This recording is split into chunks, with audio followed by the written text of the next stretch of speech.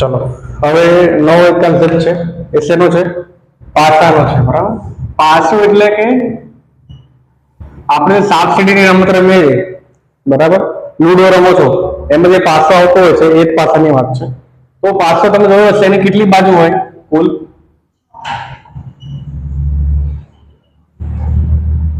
કુલ બાજુ 6 છે એટલે કે એના કુલ પરિણામ કેટલા છે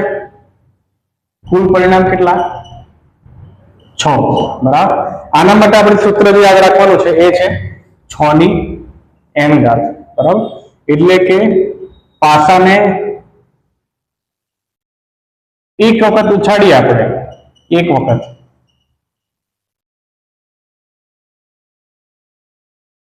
તો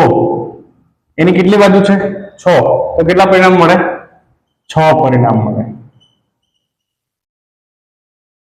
બરાબર કારણ કે 6 ની 1 ઘાત બરાબર 6 હવે પાસાને કેટલી વખત બે વખત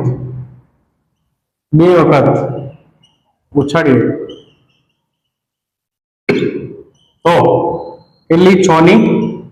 2 ઘાત 6 ની 2 ઘાત કેટલી 6 36 કેટલા પરિણામ મળે 36 પરિણામ મળે બરાબર તો 36 પરિણામ મળે આપણે આટલા બે પરિણામ જ યાદ રાખવાના છે એક વખત ઉછાળતા અને બે વખત ઉછાળતા ઇન કેસ એમસીક્યુ માં પૂછાય કે 3 વખત ઉછાળતા કેટલા પરિણામ મળે 4 વખત ઉછાળતા કેટલા પરિણામ મળે તો 6 ની n ઘાત સૂત્ર વાપરવાનું 3 વખત 6 ની 3 ઘાત 4 વખત 6 ની 4 ઘાત કેલ્ક્યુલેશન કરીને જે જવાબ આવતો હોય એ લખી દેવાનો પણ આપણે આ બે નો યુઝ થવાનો છે બરાબર હવે 6 પરિણામ તો ખબર છે કે એક વખત ઉછાળીએ સિક્કો તો કાં તો 1 ટપકો આવે કાં તો 2 ટપકા આવે કાં તો 3 ટપકા આવે કાં તો 4 ટપકા આવે 5 ટપકા આવે કાં તો 6 ટપકા આવે પણ 36 બે વખત જોઈએ તો 36 પરિણામ આવે કેવા આવે બરાબર તો તમે વિચારી શકો છો કેવા પરિણામ આવી શકે છે બરાબર બે વખત ઉછાળ્યો એટલે પાસાને મેં એક વખત અહીંથી ઉછાળ્યો એક વખત અહીંથી ઉછાળ્યો તો શું આવી શકે છે બંને પર 1 અને 1 આવી શકે છે બરાબર પછી હું ઉછાળું એક વખત 1 આવી શકે એક વખત 2 આવી શકે છે બરાબર 1 અને 2 પછી 1 અને 3 પછી 1 અને 4 1 અને 5 1 અને 6 આવી શકે આ રીતે એક પાસા પર 1 આવે બીજા પાસા પર 1 આવે એક પાસા પર 1 આવે બીજા પાસા પર 2 ટપકા આવે એક પાસા પર 1 ટપકો આવે બીજા પાસા પર 3 ટપકા આવે સેમ આવી શકે આવી રીતે પછી એક બીજી વખત આવો હોય કે 2 1 2 2 2 3 2 4 2 5 2 અને 6 ઉછાળો તો એક પાસા પર 2 ટપકા હોય એક પાસા પર 1 ટપકું હોય બીજા પાસા પર 2 ટપકા હોય એના પર 2 ટપકા હોય એકમાં 2 ટપકા હોય બીજામાં 3 ટપકા હોય છે પોસિબલ આવું બરાબર પછી એવી રીતે 3 1 3 2 3 3 3 4 3 5 3 અને 6 છે શક્ય બરાબર 4 1 4 2 4 3 4 4 4 5 4 અને 6 સેમ 5 1 5 2 5 3 5 4 5 5 5 અને 6 લાસ્ટ 6 1 6 2 6 3 6 4 6 5 અને 6 અને 6 એક ટપકા પર 6 ટપકા હોય બીજા પાસા પર પણ 6 ટપકા હોય બરાબર એટલે કહેવાનો મતલબ કે ધારો કે આ પહેલું પાસું છે આ બીજું પાસું છે આ પહેલું પાસું છે આ બીજું પાસું છે તો પહેલું પાસું ઉછાળીએ એના પર પણ 4 ટપકા આવે બીજું પાસું ઉછાળીએ એના પર પણ 4 ટપકા આવે આવી કેટલી સંભાવનાઓ છે 1 2 3 4 5 6 એવી 6 બાજુ છે 6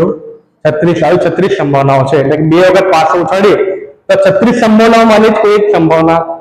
હોય હવે પાછું તમે એક વખત ઉછાળો પછી બે વખત ઉછાળો એવું કરો કે બંને પાસાને એક સાથે ઉછાળો બંનેનો મીનિંગ કેવો છે સેમ સિક્કાને બંનેને એક સાથે ઉછાળો કે વારાફરતી ઉછાળો મીનિંગ કેવો છે સેમ બરાબર 36 સંભાવના મળે. હવે તમને એવું પૂછે કે સંભાવના ને આપણે દાખલો કેવી રીતે ગણવાનો, તો એના માટે આપણું સૂત્ર છે કે કોઈ પણ ઘટના હોય, ધારો કે ઘટના એ છે ઘટના એ, તો પી ઓફ એ, હું શું કહું એને, પી ઓફ એ એટલે કે કોઈ પણ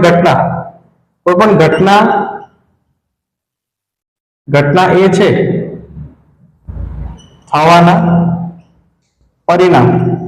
કોઈ પણ ઘટના એ થઈ એના કેટલા પરિણામ છે અને એના કુલ પરિણામ કેટલા છે, બરાબર, કુલ પરિણામ કેટલા છે. આ શું છે આપણે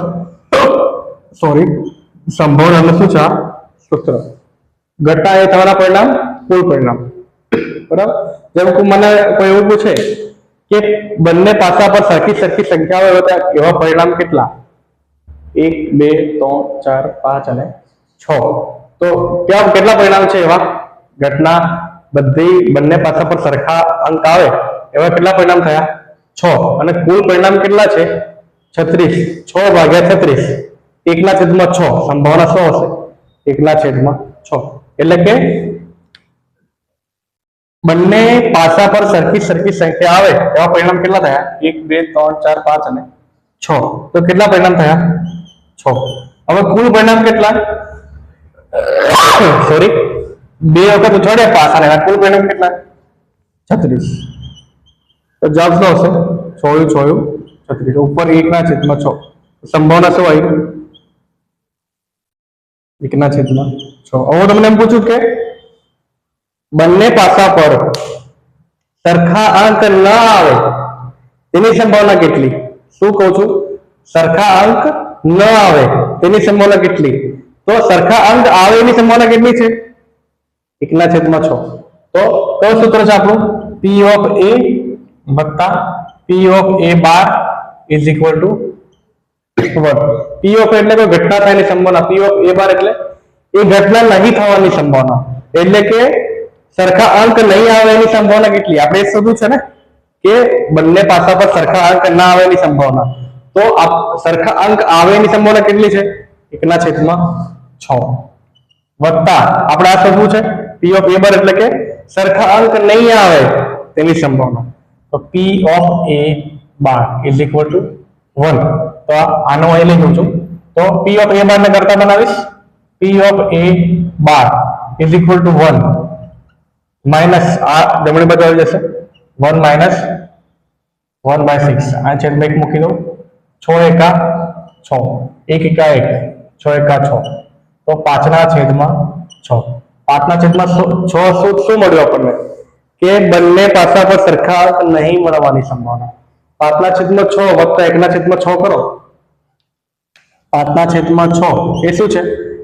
બંને પાસા પર સરખા અંક નહીં મળવાની સંભાવના, વત્તા 1/6 શું છે, બંને પાસા પર સરખા અંક મળવાની સંભાવના, બંનેનો સરવાળો કરો તો બંને નીચે સેમ સંખ્યા છે એટલે ઉપરનો સરવાળો થાય, 5 ને 6/6 શું મળ્યું 1. કોઈ પણ ઘટનાનો સંભાવના કેટલો સરવાળો કેટલો મળે 1, એટલે અહીંથી આપણે આવી વસ્તુ જાણવા મળી કે જેટલી પણ ઘટના થાય બધી ઘટનાનો સરવાળો કેટલો થાય 1. પહેલા પણ કીધું હતું કોઈ પણ ઘટના થાય બધી ઘટનાનો સરવાળો કેટલો થશે સંભાવનાઓની 1. અહીંથી આપણને નવો કન્સેપ્ટ જાણવા મળે અને સૂત્રનો ઉપયોગ કેવી રીતે કરવો એ પણ ખબર પડી, બરાબર. જેમ કે ઉદાહરણ તરીકે હું તમને એવું કહું કે 10મા ધોરણમાં 0.73% વિદ્યાર્થીઓ 0.73% વિદ્યાર્થીઓ પાસ થયા છે, તો વિદ્યાર્થીઓ નાપાસ થયા તેની સંભાવના કેટલી, તો 0.73 શું છે P of A, અને ફેલ થયા કેટલી P of A બાર, તો 0.73 વત્તા P of A bar is equal to 1 minus 0.73 0.27, એ શું છે ફેલ થયાની સંભાવના, ખ્યાલ આવે એ રીતે.